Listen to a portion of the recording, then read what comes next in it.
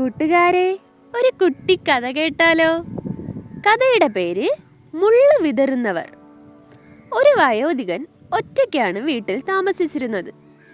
അയാളെക്കുറിച്ച് നാട്ടുകാർക്കെല്ലാം പരാതിയാണ്. വീടിന് മുൻപിലുള്ള വഴിയുടെ ഇരുവശവും മുൾച്ചെടികൾ വച്ചു പിടിപ്പിച്ചിട്ടുണ്ട്.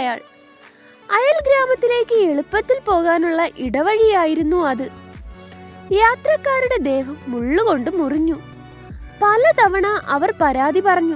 പിഴുതു കളയാമെന്ന് സമ്മതിക്കുമെങ്കിലും അയാൾ ഒന്നും ചെയ്യില്ല.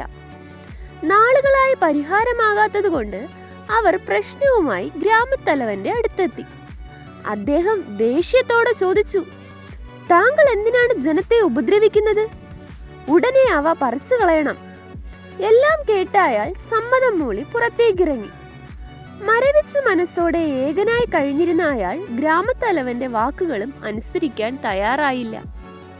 കുഞ്ഞുങ്ങളെ, ഈ കഥയിൽ നിന്ന് നിങ്ങൾക്ക് എന്താ മനസ്സിലായത്? എന്തുകൊണ്ടായിരിക്കാം അയാൾ ഗ്രാമത്തലവന്റെ വാക്ക് അനുസരിക്കാത്തത്?